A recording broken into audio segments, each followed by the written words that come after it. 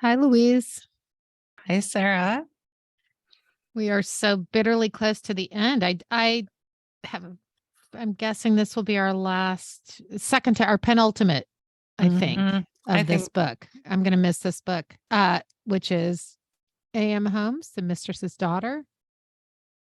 I feel like a friend is going to be gone. I know. I like how we read it slowly because it's not It's like immediate. savoring every moment. I loved this section. It was so sad, and I really thought of Uh, you through the whole thing. you did? Me too. I Yeah, thought of I me too. absolutely thought of you.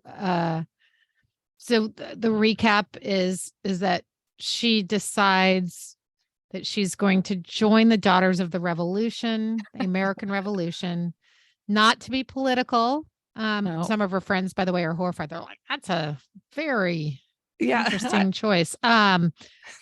Because it's a lineage organization, and that was Yes. one of the first things that her father told her when they met was that she was eligible. So Yep. it's a way of her for her to connect to her past more.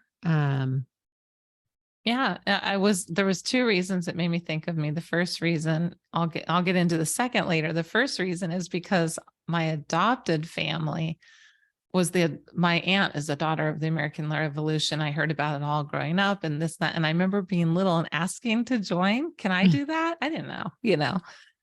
And she was like, of course, like all cute. And then later my Uncle John was like, oh, I should get rid of his name. But my uncle said, no, you can't. And I didn't know why. And I was really hurt by it. And now it's the reverse. Like she's trying to join and I wasn't allowed to join. I actually, when I first got on Ancestry and went through all my stuff, found two uh biological relatives that had been in the Revolutionary War. So I am You can technically do it. a DAR, but yes, I don't at the moment have that desire, but plus mainly because I'm lazy. I'd have to go like Oh my gosh, get all the reading proof. this, Yeah, I know. I'm too lazy for that. She is such an investigator, isn't she? I She's mean, so good, and well, in her writing, as we say all the time, is so compelling. But in order to join, and this is the mhm. crux of this section, she has to get she has to show the DNA test because Yeah. she doesn't have her, she was adopted. And so she talks to them like, yeah, DNA tests will do. Yeah, So which they took, if everyone remembers in the book, but he controls that, his own DNA right. test. She has not spoken to him since 1998 and it's now 2004, I want to Yeah. say, or around Hmm. there, maybe a little bit later. The New Yorker article came out in 2004. I think you're right. Or 2003, maybe the year before when she. Well, when she's writing this, she says that the New Yorker article Oh, came out in right. You're right. 2004. Yeah. She had changed his name in the New Yorker article, and then the New Yorker wasn't going to publish it unless she gave the real name, and then Yeah. they ended up publishing. She gave the real name, they ended up publishing it. But so she has not talked to her father in 6 some odd years, and but she No. decides to have the lawyer call. Yeah. The best part about it too is all the fake calls in her head, like how the Yes. calls are going to go. And, just okay, hi, Dad. How are Well, you? I'd like those are the this. letters Oh, yeah. that The she letters. writes Oh, to him wasn't it because also the after calls? I don't know. I maybe. just felt like she had all these. Oh yeah, she does. I imagine asking Yeah. him, him answering the phone, his voice will tremble and he'll say, "This is not a good time. Can I call you back?" So she goes through all that Yeah. stuff in her head and finally decides, well, I'll have my lawyer call. Yeah. And you would assume if the lawyer calls, there's going to be some good news on this. I mean, it's a lawyer calling just to get the test he already took. He's Yep. acknowledged being her father before. And what happens? It's not. He refuses. Refuses and like says, don't call me again and call my lawyer. So right. So the first lawyer calls his lawyer and that lawyer's like, nope, don't have it, don't know where it is, or whatever he says. And then she gets another lawyer, I guess like a friend he from was a Washington. Clinton lawyer. He was like a lawyer to in the Clinton administration. He can't, he's like, the guy's like, no, I'm not going to do it. She goes through so many lawyers. Yeah. But the thing it's just It's so, sad.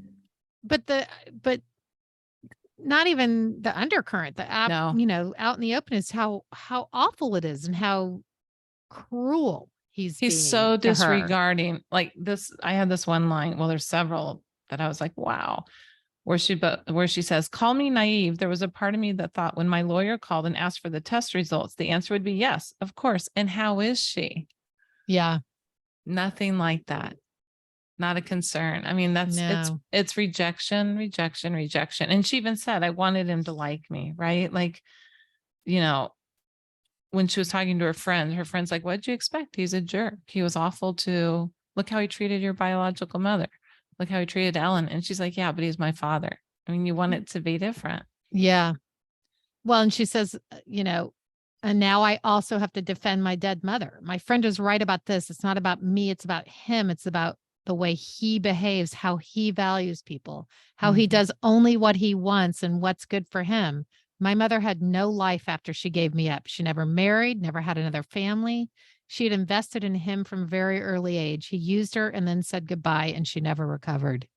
I circled, she never recovered. Hmm. I mean, it's painful. It is painful. There was, And then I like this too, like she's writing the letters in her head, and then she says what bubbles beneath is rage, oh yeah, nuclear hot rage, and below that deep grief, profound disappointment that he is not capable of more, cannot rise to the occasion, does not feel compelled to do better. no, that's just sad. So this, leads me to why I thought of you. Yeah. I have that a little bit going on. I'm, doing the hi, what happened? Are we reconnecting? I have a friend on Twitter right now that's going through the same thing, and she just had a hopeful message. And I was like, oh, and it hurts all over again Hmm. because I feel like you're not wanting, what your situation is, but you want acknowledgement of who you are. And that ghosting thing is like, you're not important. You don't exist. You're not real. Ghosting is the worst thing to do to an adoptee. Yeah. For anybody to do to an Of adoptee, like not just yeah, No, I friends, mean, I'm just saying in general, like relation. Yeah. ghosting is really just is salt on the wound over and over again. It is. It's probably our biggest fear, right? I've been I ghosted. will never ghost you, It Sarah. sucks. It does suck, right? Yes. I promise on this podcast, I will never ghost you. Same. Do you remember the person who shall not be named when he ghosted me and I had you calling all this years ago? Did he die? How did we not know we had a podcast just from that alone? Make sure he's okay. I know. Oh boy. So now so she's basically gotten to the point where there's nothing else to do but take it to the law. Yeah, take it to the law and sit on her feelings, really. As that's kind of the sad part at the end of this section is, she says, based on nothing except my own blind faith, I am cautiously optimistic that there will be some natural opening, some give on Norman's part. I resolved to do nothing for the moment, to watch and wait, to allow myself to catch up to my feelings, to see over time where the story leads me. Mm-hmm. There was one little thing that I highlighted that really stuck out to me with talking about, joining the DAR is not essential to my health and well-being, but the idea that my father or any one person can decide to exclude someone from her lineage profoundly bothers me. Yeah. Yeah. It's about adoptee rights. Mm-hmm. I mean, that's what she says. This is not about the DIR, but about adoptee rights to access and join their own heritage. Mm-hmm. Isn't that so much of what this is about? And really, we're here for the adoptees. We were talking about this today, you and I, off camera. But there's a lot of layers in this. There's all sorts of people in the triad that get hurt and have feelings and good intentions or bad intentions. But we're really here about the adoptee. Yeah. So I think that's, something to reiterate from time to time if you're a listener. Yes. And do we want to bring that up or wait until the next? Let's see what happens. We'll see what happens. Yeah. Well, we have another guest coming that I think people are going to love. A little youth coming towards us. Yes. Yes. And a A different voice. different voice. A fresher voice. Yes. I'm excited. All right. Me See you too. soon. See you in a minute. Bye.